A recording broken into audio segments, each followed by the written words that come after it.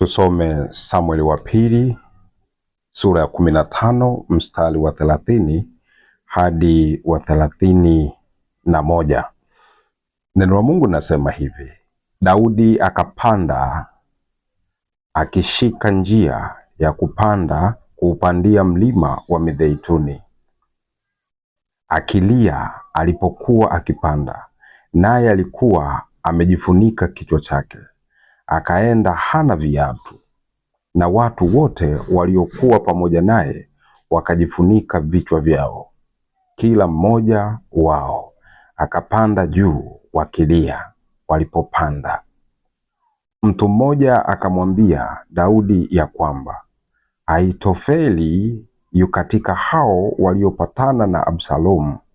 Daudi akasema, Ee Bwana, nakusihi uligeuze shauri la Ahithofeli liwe ubatili. Bwana Yesu asifiwe. Damu ya Yesu Kristo.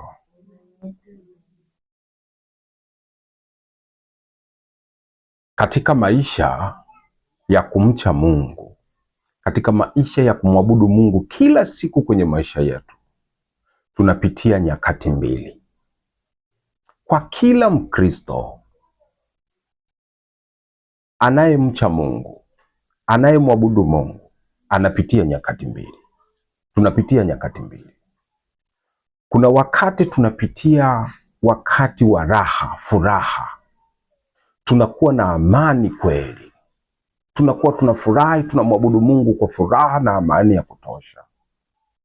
Wakati huo unaweza ukafikiria kwamba hakuna majaribu, hakuna dhiki, hakuna aibu, hakuna magumu, hamna matisho. Unamwabudu Mungu ukiwa umetulia, kuna amani.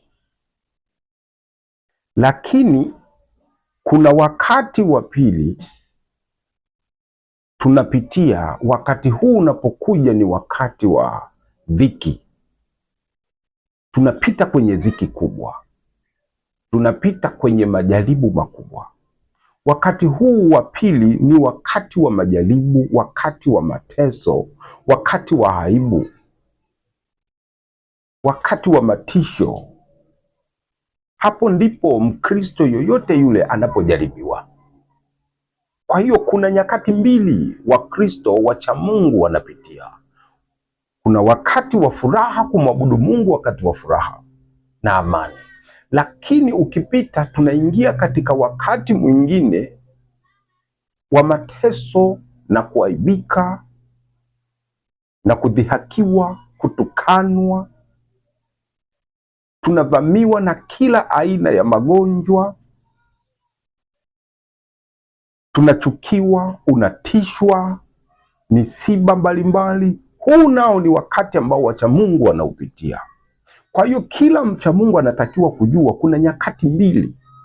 Kuna wakati tunamwabudu Mungu kwa furaha, kuna wakati tunamwabudu Mungu tukipita katika magumu na mateso. Damu ya Yesu Kristo. Kwa hiyo Mungu anataka kutufundisha, wakati tunamwabudu Mungu tukiwa na furaha na amani, wakati wa utulivu, tunakuwa na furaha sana, si ndio? Mungu anatufundisha kuwa hata wakati wa dhiki, hata tunapopita wakati wa mateso, tunapoingia katika magumu, tunapoingia katika matukano, kuaibika, matisho ya dunia, tumwabudu Mungu vile vile kama tulivyokuwa tunamwabudu Mungu wakati wa furaha. Damu ya Yesu Kristo. Tusije tukabadilika. Haijalishi tunapita kwenye dhiki kubwa, magonjwa yametuzunguka, aibu imetuzunguka, mateso yametuzunguka, misiba imetuzunguka, njaa imekuzunguka, kukataliwa kumekuzunguka. Tunatakiwa tumwabudu Mungu vile vile kwa furaha, kwa kumpenda, kwa kunyenyekea, kwa kumheshimu, vile vile kama wakati wa kwanza tulivyokuwa tunamwabudu tukiwa na amani. Damu ya Yesu Kristo. Watu wanatakiwa kujua neno moja. tuliitwa tuwe Wakristo si tu katika kumwamini, bali na kuteseka pamoja na yeye. Tuliitwa tukawa wacha Mungu sio tu katika kumwamini, bali na katika kuteswa kama yeye alivyoteswa. Kwa hiyo mcha Mungu atambue ana nyakati mbili. Kuna wakati wa kufurahi na kuna wakati wa kuhuzunika, wakati wa kulia, wakati wa kuteseka. Damu ya Yesu Kristo. Kwa hiyo kama anavyosema mtume Petro katika nyaraka zake, anasema kama mkiteswa kwa ajili ya Kristo mnabarikiwa, ni heri. Kama mnateswa kwa ajili ya kutenda mema ya Kristo ni heri, kwa sababu ndivyo tulivyoitiwa. Tumeitiwa kumcha Mungu katika hali zote kama Kristo alivyopitia. Mungu anajivunia wacha Mungu kupitia dhiki, kupitia aibu, kupitia matisho, kupitia mateso, kupitia majaribu. Mungu anajivunia sisi tunapokuwa tunamwabudu katika hali ya mateso, katika hali ya kudhihakiwa. Mungu anajivunia sisi. Haina maana Mungu ametuacha, haina maana Mungu yuko mbali, haina maana hata kama watu wanakuambia wewe umelaaniwa, wewe sasa Mungu amekuacha, wewe sasa hauna Mungu kwa sababu unapita kwenye magumu. Si kweli. Wakati huo wewe ubaki na Mungu, ujue Mungu yuko pamoja na wewe, umpende Mungu zaidi, kwa sababu Mungu unapopita katika mateso ya namna hiyo, majaribu ya namna hiyo, Mungu anajivunia wewe. Kupitia majaribu tunayopita, kupitia mateso tunayopitia, kupitia magonjwa tunayovamiwa, kupitia aibu unayopata, Mungu anajivunia. Kwa hiyo wewe unatakiwa kujua Mungu anajivunia mimi nikimwabudu kupitia haya magumu. Mungu anajivunia sisi, sio kwamba amekuacha. Usije ukalalamika kwa Mungu, usije ukanung'unika kwa Mungu kusema mbona Mungu umeniacha. Mungu sasa hivi watu wanasema wewe umelaaniwa, watu wanasema Mungu we huna, na wewe unaungana nao, unawaamini, unasema Mungu kweli kaniacha. Mungu anahuzunika kwamba wewe sio mcha Mungu mkamilifu. Katika furaha na katika mateso, mwabudu Mungu, mfurahishe Mungu, Mungu ajivunie wewe kupitia magumu. Damu ya Yesu Kristo. Huko ndo kumcha Mungu, sio tumfurahie Mungu tu, tumpende Mungu katika raha tu. Na katika dhiki, katika mateso na magumu, tumfurahie Mungu, tumpende Mungu, tumuombe Mungu kwa amani vile vile, kwa sababu Mungu yuko upande wetu. Kama una imani na Mungu, Mungu hajawahi kubadilika. Damu ya Yesu Kristo. Jifunze kwa Ayubu. Ayubu ni mcha Mungu, amemcha Mungu, amebarikiwa kila kitu, amebarikiwa watoto, amebarikiwa mali, fedha na mali anazo, wanyama, tajiri mkubwa, watu ni wengi wanamheshimu, wanamtukuza, anafanya ibada. Lakini siku moja akaingia katika majaribu. Majaribu yalipompitia, shetani alipopita, mali zote zikapotea, watoto wote wakafa, watu wote waliokuwa ni marafiki, watu waliokuwa karibu na wote wakatawanyika, akabaki peke yake. Ugonjwa ukamvamia, ana mapele, majipu mwili mzima, anajikunakuna, lalala kwenye majivu, amebaki yeye na mkewe. Lakini Mungu anasemaje? Mungu anamwambia shetani, unamwona mtumishi wangu Ayubu jinsi alivyo mnyenyekevu mkamilifu mbele zangu. Hata katika hayo magumu, katika huko kufedheka, katika huko kuaibika, katika hiyo dhiki, amepoteza kila kitu, ameanguka kila kitu, lakini haachi kuniabudu. Ananipenda mimi.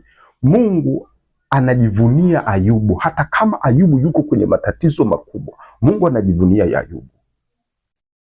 Anamwambia shetani, unaona mtumishi wangu huyo, Lakini ukimwangalia mtumishi wake mwenyewe anateseka na magumu.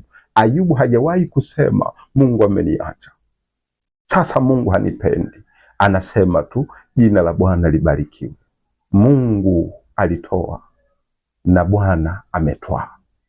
Anamshukuru Mungu, anambariki Mungu, anajua Mungu yuko upande wake, yeye ni mcha Mungu. Katika dhiki hii, haijalishi napita kwenye magumu, watoto wangu wote wamekufa, haijalishi watu wote wananicheka, wananiona mimi nimelaaniwa, haijalishi watu wananiona sasa mimi ni mbaya, nimelaaniwa na Mungu. Watoto wamekufa, wanyama wote wameibiwa, nyumba zimeanguka, mali zimetoka, watu wamemkimbia, wamemtenga, amebaki peke yake. Ayubu anasema haijalishi hayo yote, ninamjua Mungu ninayemwabudu. Mungu wangu yuko pamoja na mimi. Na Mungu wakati huo anajivunia Ayubu, anamwambia Shetani, unamwona mtumishi wangu? Mungu anataka tuwe hali hiyo. Tunapopita kwenye dhiki, tuwe katika hali hiyo, tumwabudu Mungu katika mateso, katika aibu. Damu ya Yesu Kristo. Mpaka mke wa Ayubu anamwambia mumewe Ayubu, mkufuru Mungu. Wa nini kumwabudu Mungu ambaye hakusaidii unateseka namna hii? Mkufuru Mungu, achana na Mungu ufe. Ayubu anasemaje? Anasema hivi, wewe ni mwanamke, unaongea kama wanawake wapumbavu. Je, unataka mema tu wakati kwa Mungu? Unataka mema tu, unataka Mungu akupe tu mema, hutaki na mabaya. Hili neno linamaanisha nini? Tusome mara moja, tusome Ayubu sura ya 2 kuanzia mstari wa 9. Neno Mungu nasema, ndipo mkewe akamwambia, je, wewe hata sasa washikamana na utimilifu wako? Mkufuru Mungu ukafe. Lakini yeye akamwambia, wewe wanena kama mmoja wa hawa wanawake wapumbavu anenavyo. Je, tupate mema mkononi mwa Mungu, nasi tusipate na mabaya? Katika mambo hayo yote Ayubu hakufanya dhambi kwa midomo yake. Damu ya Yesu Kristo. Tunatakiwa kuwa kama Ayubu. Sisi ni wacha Mungu kama Ayubu. Kama kweli unamcha Mungu, unamwamini Yesu Kristo, hii ndiyo njia ya kumwabudu Mungu. Mwabudu Mungu, umpende ukiwa na amani, ukiwa na furaha. Lakini pia unapoingia katika dhiki, katika matatizo, katika matisho, katika kuaibika, umpende Mungu vile vile kuliko kitu chochote. Mpende Mungu kuliko aibu unayoiona. Mpende Mungu kuliko magonjwa yaliyokuzingira, yaliyokupata. Mpende Mungu kuliko kitu chochote. Usiangalie aibu, usiangalie mateso, usiangalie dhiki, usiangalie matisho. Kristo ni bora kuliko hayo magonjwa, kuliko hayo matatizo, kuliko hiyo aibu. Damu ya Yesu Kristo. Kwa hiyo tunapomcha Mungu tunapita katika nyakati mbili. Ayubu amepita nyakati ya kwanza ya amani, ya furaha, alikuwa na kila kitu. Lakini nyakati ya pili anakuja hana kitu hata kimoja, amefilisika, ameanguka, ana magonjwa. Lakini anasema, je, tupate mema tu kwa Mungu, tusipate na mabaya? Hakutenda dhambi kwa Mungu, anampenda Mungu. Hii ndiyo tabia ya wacha Mungu wote. Kama tukiishi hivi siku zote, mwisho wa mambo hayo wenye haki ndio wanakuwa washindi. Wacha Mungu ndio wanakuwa washindi, kwa sababu Mungu hamwachi mwenye haki. Mungu hamwachi mwenye haki. Katika dhiki, katika mateso, katika kuaibika, mwisho wa hayo yote ni kubarikiwa, ni kurudi katika hali ya neema tena. Damu ya Yesu Kristo. Kwa hiyo tujue kumcha Mungu si katika raha tu, ni katika mateso pia, ni katika dhiki pia. Watu wanapokucheka, we mshukuru Mungu. Mungu usema, huu ndio wakati wa mimi kuaibika, lakini wewe ni Mungu wangu, uyaangalie haya ninayofanyiwa. Mungu atakuangalia. Mungu anajivunia wewe. kama alivyojivunia kwa Ayubu. Ayubu anateseka, Ayubu amekimbiwa, Ayubu analaaniwa, lakini Mungu anasema, mwangalie mtumishi wangu Ayubu, mtu mkamilifu mbele zangu, haniachi hata kama na magumu, haniachi wala hanilaumu wala hanung'uniki, bali ananiabudu mimi. Ana mateso, magonjwa, majipu, mpaka mke anasema kwamba mwacha Mungu, lakini Ayubu anasema yeye ni Mungu, yeye ni Bwana, nitamwabudu siku zote, namjua ninayemwabudu. Ninapita katika dhiki leo, nilikuwa katika raha, sasa napita katika magumu, napita katika kuchekwa, na Mungu atanikumbuka siku ya mwisho. Wakati huo Mungu anajivunia kwa Ibilisi, kusema angalia mtumishi wangu habadiliki, ananiamini, ananipenda huyu. Kama tukiishi hivi, mwisho wa mambo hayo yote sisi tunakuwa tumeshinda na Mungu atatushindia. Damu ya Yesu Kristo. Mwangalie Yesu Kristo, tujifunze hata kwa Yesu Kristo mwenyewe. Yeye ndio kielelezo, yeye ndio mfano wa maisha yetu. Manabii wote ndio mfano wa maisha yetu tunavyotakiwa kuishi, lakini Yesu Kristo ndio mkuu wa kuonesha kwamba sisi tunatakiwa kuishi hivi tukiwa wacha Mungu. Yesu Kristo anatukanwa, anaambiwa amelaaniwa huyu, amesulubiwa msalabani, anapigwa ngumi, anatemewa mate, lakini ni mwana wa Mungu, ni mfalme mkombozi, ni Mungu. Anatemewa mate, anapigwa, amevuliwa nguo, aibu iliyoje, anaaibishwa, lakini ni Mungu. Wanamwambia umelaaniwa, tuone Mungu wako akuokoe. Wanamchoma mikuki, wanampiga mijeledi, lakini Yesu hakuinua mdomo kusema, wala hakuwatisha, kwa sababu ana nguvu ya kimungu. Hakuwatisha, alinyamaza kimya, akasema, Bwana, Baba, wasamehe, hawajui wanachokifanya. Ingawa anamwambia hana Mungu, yeye mwenyewe anajua yeye anaye Mungu baba yake. Ingawa anamwambia hana Mungu wa kumsaidia, yeye anajua Mungu anayemwamini, anayemwabudu ni baba yake. Anamuomba na Baba, wasamehe, hawajui wanachofanya. Hii maana yake nini?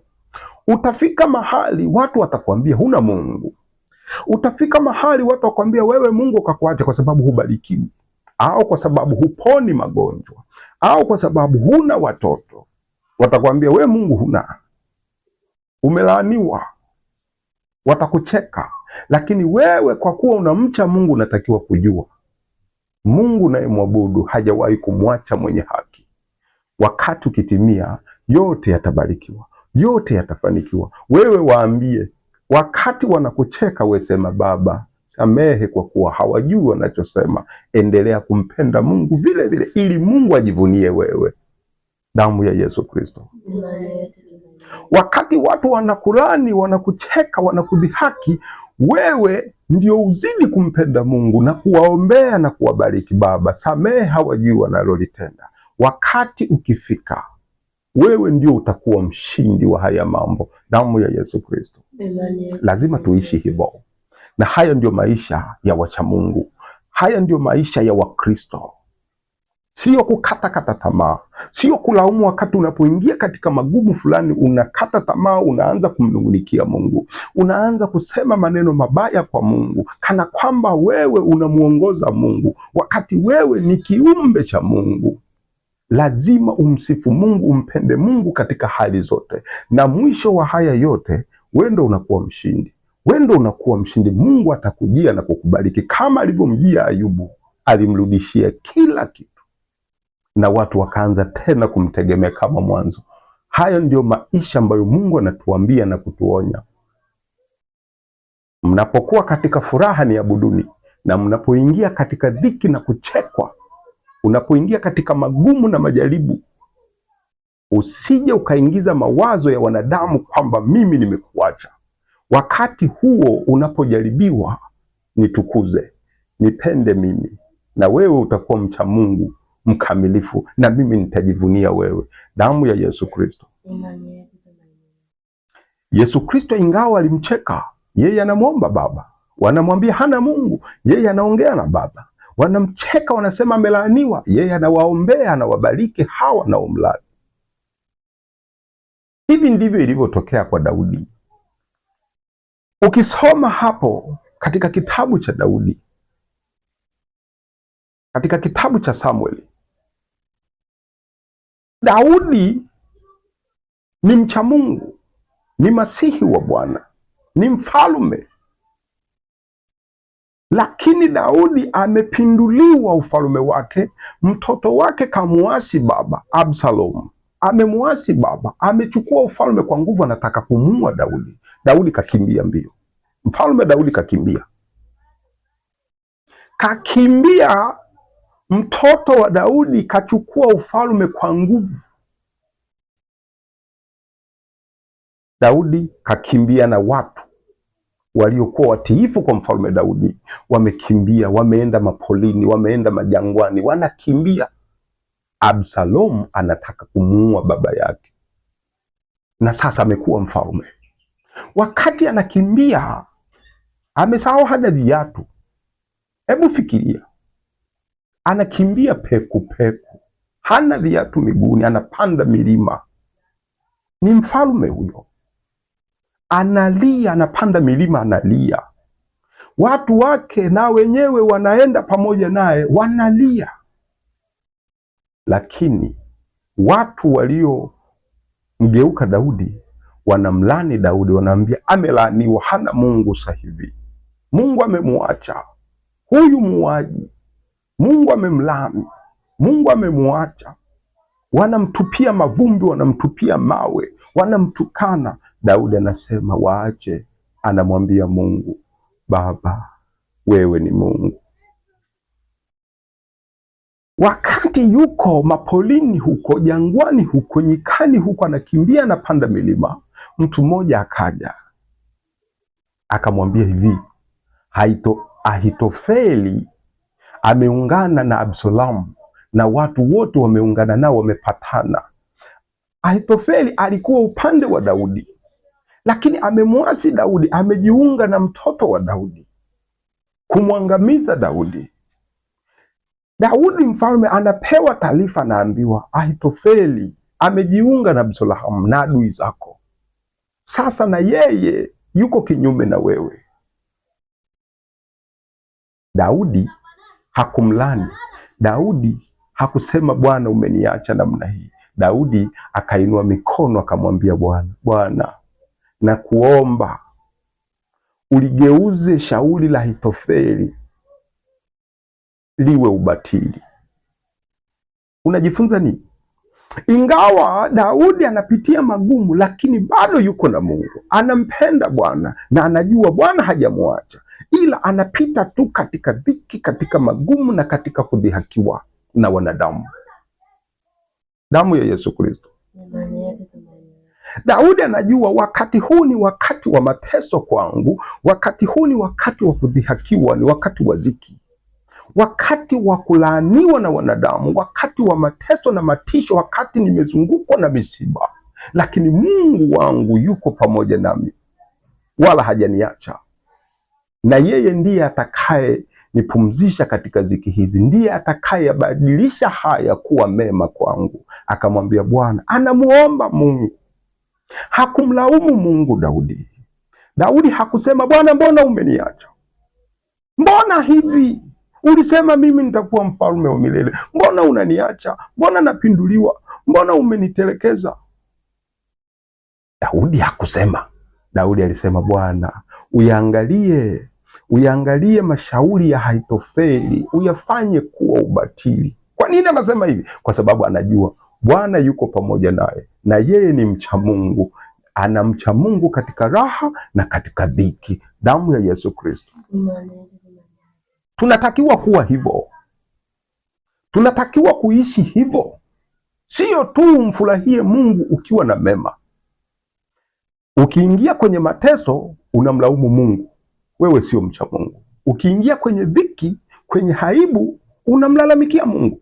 Kama ukifanya hivi, uko karibu sana na kuangukia kuzimu. Manake utatafuta njia yako mwenyewe ya kutatua matatizo na sio Mungu tena, na Mungu wakati huo anahuzunika.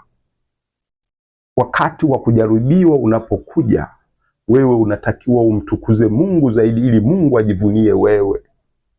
Wakati wa kuteseka, wa kuaibika unapokujia, ujue huo ndio wakati wa kujaribiwa kwako. Hapo ndipo unapotakiwa kumtukuza Mungu na kuwa upande wa Mungu na kumpenda Mungu kuliko kitu chochote, ili Mungu ajivunie wewe kwamba hata katika dhiki hii, hata katika kujaribiwa hivi, huyu mwanangu ananipenda mimi. Mungu ataingilia kati na kubadilisha yote, na wewe utashinda. Damu ya Yesu Kristo. Wanakucheka watu wengine, wanacheka kwamba huna mtoto, we ni mgumba. Wengine wanacheka una magonjwa. Wengine wanakucheka kwa sababu umeanguka, uchumi huna. Wengine wanakucheka una njaa, umelaaniwa, wanakuona kwa sababu huna pesa, sio tajiri. Usiangalie hayo, baki na Mungu, na mwisho wa haya Mungu atatubariki, Mungu atakubariki, Mungu atakuinua. Tunamcha Mungu katika hali zote mbili, wakati wa raha na wakati wa dhiki na wakati wa kuaibika. Hayo ndiyo maisha ya mcha Mungu. Damu ya Yesu Kristo. Tuishi hivyo, tuishi hivyo. Daudi amefukuzwa kwenye ufalme, analaaniwa, anaambiwa amelaaniwa, lakini Daudi anampenda Mungu, anamtukuza Mungu na anamuomba Mungu kama kawaida, kama alivyokuwa anamuomba wakati wa raha. Anamuomba tena wakati wa ziki hii, anamuomba tena, Bwana uyageuze mashauri ya Ahithofeli yawe ubatili, kwa kuwa anajua Mungu atayafanya hayo, kwa kuwa anampenda na yeye anampenda na yeye anamcha. Hajatoka upande wa Mungu, hajavunja amri za Mungu, wala yeye hafikirii kwamba Mungu amemwacha, bali anajua wakati huu ni wakati wa dhiki, wakati wa kuaibika, lakini nitabaki na Mungu na Mungu ndiye atakayeniokoa. Damu ya Yesu Kristo. Tusome mara moja zaidi Samueli wa pili sura 15 mstari wa 31. Tuanze 30 wenyewe. Anasema, Daudi akapanda akishika njia ya kuupandia mlima Mizeituni, akilia alipokuwa akiipanda, naye alikuwa amejifunika kichwa chake, akaenda hana viatu. Na watu wote walikuwa pamoja naye wakajifunika vichwa vyao, kila mmoja wao wakapanda juu wakilia. Walipoupanda, mtu mmoja akamwambia Daudi ya kwamba Ahithofeli yu katika hao waliopatana na Absalomu. Daudi akasema, Bwana, nakusihi uligeuze shauri la Ahithofeli liwe ubatili. Ingawa watu wanamuasi Daudi, wanamuacha Daudi, watu wanamlani Daudi, Daudi anabaki na Yesu Kristo, anabaki na Mungu. Anamwambia, Bwana uyatazame haya ninayopitia leo mimi, uyatazame haya, uyageuze kuwa ubatili, yasishinde haya. Umtazame mtumishi wako, umbariki mtumishi wako mimi ninayekuabudu. Watu wananilani mimi, watu wananicheka, watu wananidhihaki, watu wanasema sina Mungu, lakini wewe ni Mungu wangu uliyeumba mbingu na nchi. Bwana, uyageuze haya kuwa ubatili. Inawezekana unaumwa, moyo wako unakuambia unaumwa, unakufa, Mungu hauna, wewe hauna Mungu, ugonjwa ni mkali. Usisikilize mawazo kama hayo. Popote utakapokuwa unaumwa, sema hivi, Bwana, Shetani anasema sina Mungu, nimelaaniwa, lakini we ni Mungu wangu. Uyageuze haya kuwa mema kwangu, uyageuze haya kuwa mimi ndiye mshinde, kwa kuwa na kuabudu wewe Mungu. Katika jina lako Yesu Kristo ninatumaini na kuamini. Ujitukuze mwenyewe kwa mtumishi wako. Damu ya Yesu Kristo. Kama tukifanya hivi tutayashinda majaribu yote. Huna mtoto, watu wanakucheka. Umeolewa miaka mingi, miezi mingi, huna mtoto, watu wanakucheka. Nenda mbele za Mungu, Bwana, mimi nakuabudu wewe na kutumaini wewe. Wakati wako utafika, utanibariki. Lakini uyaangalie haya ninayochekwa, haya ninayodhihakiwa, haya maneno ya kunilani, uyaangalie, uyabatilishe yawe ubatili, na mimi nikashinde mbele zako kwa jina lako, kwa ajili mimi na kutumaini wewe. Furahia. Na Mungu wakati huu anasema, safi mwanangu. Anajivunia wewe kwa Ibilisi. Anasema, unaona, sijampa mtoto, nimefunga tumbo lake, lakini ananiabudu mimi, ananitegemea mimi, ananipenda mimi. Unaona, nimempa ugonjwa na umwa. Unaona, Ibilisi ndio, lakini haniachi mimi, ananipenda mimi. Mwisho wa siku anakubariki, atatuponya. Damu ya Yesu Kristo.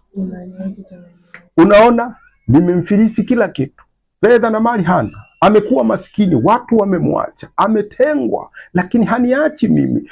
Mungu anajivunia, Yesu Kristo anajivunia hilo. Kama tukiishi hivi, tutabarikiwa na Mungu atatuokoa, tutaishi maisha marefu. Kwa hiyo katika dhiki, katika magumu, katika matisho, usimwache Mungu. Mpende Mungu zaidi kuliko kitu chochote, kwa sababu huo ni wakati wa wewe kujaribiwa. Ukiwa mzembe, hapo utaangukia kuzimu. Usimwabudu Mungu, usimpende Yesu Kristo tu katika raha. Mpende Yesu Kristo hadi katika mateso, katika kuaibika. Damu ya Yesu Kristo.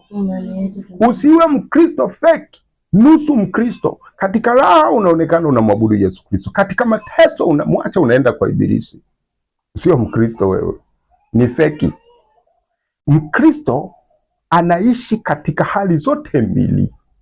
Katika raha anamwabudu Yesu Kristo, anamwabudu Mungu, na katika mateso anampenda Yesu Kristo zaidi, kama Yesu Kristo mwenyewe. Katika raha alimwabudu Yesu Mungu Baba, lakini katika mateso anachoma, amevuliwa nguo, anatemewa mate, anasema, Baba, wasamehe hawa. Damu ya Yesu Kristo. Mungu atusaidie tuwe wacha Mungu wakamilifu. Mungu atubariki tuwe wacha Mungu wakamilifu. Lazima tujue katika dhiki na katika raha tunamwabudu Mungu, sio tu katika raha. Katika mateso tuwe upande wa Yesu Kristo, tumpende Mungu, tumlilie Mungu, tumbariki Mungu. Wanaotuchukia tuwaombee, tuwabariki. Mwisho wa siku sisi ndio tunakuwa washindi, kwa sababu Mungu ataingilia kati, kwa sababu atajivunia sisi. Kipindi ambacho Mungu anajivunia sana wa Kristo ni kipindi cha ziki, kipindi cha mateso, kipindi cha kuaibika na kuteswa. Hiki ndio kipindi Yesu Kristo naye anajivunia wa Kristo. Damu ya Yesu Kristo. Hakuna kipindi muhimu ambacho Yesu Kristo au Mungu anajivunia wacha Mungu, ni kipindi cha kujaribiwa. Hapo ndipo Mungu anajivunia watu wake. Kipindi ambacho wewe unaweza kumwonyesha Mungu unampenda ni kipindi cha kujaribiwa. Unapojaribiwa, unapochekwa, unapodhihakiwa, unapolaaniwa, wewe unampenda Mungu, unalia kwa Mungu, unasema kila kitu kwa Mungu. Mungu anajivunia wewe. Damu ya Yesu Kristo. Sio unataka kumwabudu Mungu katika raha tu. Ayubu ameonya nabii, unataka mema tu kwa Mungu, hutaki na mabaya. Hii inamaanisha nini? Katika kumcha Mungu tunapita hali zote mbili, katika mema na mabaya. Katika mabaya Mungu anajivunia wewe. Damu ya Yesu Kristo. Katika mabaya ndipo Mungu anapojivunia wewe mbele ya Ibilisi, kwa sababu Ibilisi analeta majaribu, Ibilisi analeta magonjwa, Ibilisi analeta kudhihakiwa, kulaaniwa, analeta kila matisho ya dunia hii, lakini Mungu anajivunia wakati huo unapojaribiwa. Mungu anasema, huyo ni mwanangu. Mwisho wa siku anaingilia kati na wewe unakuwa mcha Mungu, umeshinda. Daudi mwisho wa siku alishinda. Absalomu alikufa na yeye akarudi tena katika ufalme wake. Mungu alimuokoa. Damu ya Yesu Kristo. Tuwe wacha Mungu, tena tuwe makini kweli. Kila mtu awe kila Mkristo awe makini, sio tu katika raha ndio umpende Mungu. Umpende Mungu na katika kudhihakiwa, katika kuchekwa, katika kutengwa, katika kuchukiwa, katika kufilisika, katika kuumwa. Hapo ndipo unapotakiwa kumpenda Mungu na kubaki upande wa Mungu, na wakati huo ujue Mungu anajivunia wewe unapokuwa upande wake. Damu ya Yesu Kristo. Neno hili ni kwa kila Mkristo ajue kumcha Mungu si katika raha tu, kama Mtume Petro anavyosema, tumeitwa kuwa Wakristo si katika kumwamini Yesu Kristo tu, bali katika kuteswa pamoja naye. Na tunapoteswa kwa ajili ya Kristo, kwa ajili ya kumcha Mungu, hii ni baraka kwetu. Kwa nini? Kwa sababu shetani hawafuati wale wanaomwabudu, hawatesi wanaomwabudu. Shetani anawajaribu na kuwatesa na kuwavuruga hawa wanaomcha Yesu Kristo ili wamwache Yesu Kristo. Sasa sisi tunapojaribiwa, tunapopita katika dhiki yoyote ile ya dunia hii, tubaki na Yesu Kristo, kwa sababu tumeitiwa kumwamini Yesu Kristo na kuteswa pamoja naye ili tukaurithi uzima wa milele. Tufurahi. Wakati wa kufurahi sisi milele pasipo ziki, pasipo kulaumiwa, ni siku ya mwisho Bwana atakapokuja kutuchukua. Hapo tutaishi kwa raha bila matatizo. Lakini tuwapo hapa duniani, Yesu Kristo anasema, duniani mnayo ziki, lakini jipeni moyo, mimi nimeushinda ulimwengu. Kama Yesu Kristo kaushinda ulimwengu, kashinda kwa ajili gani? Kwa ajili yetu. Kwa hiyo sisi tutabaki upande wa Mungu, tuwe katika dhiki, tuwe katika raha. Tutampenda Yesu Kristo, tumpende Yesu Kristo. Hata kama unajaribiwa namna gani, unafukuzwa, unatengwa, unatukanwa, umetupwa nje, mpende Mungu. Wakati huo mwambie Mungu, wasamee wanaokuchukia, wasamee wanaokutupa nje, wasamee wanaokupangia mipango ya kukuua, wasamee wote wanaokucheka kwa sababu ni mgumbwa. Wewe baki na Mungu. Mwisho wa siku matokeo unayajua, wewe ndio utakuwa mshindi. Damu ya Yesu Kristo. Amani na iwe kwenu, na rehema na neema zitokazo kwa Mungu Baba yetu na kwa Yesu Kristo Bwana wetu. Amen.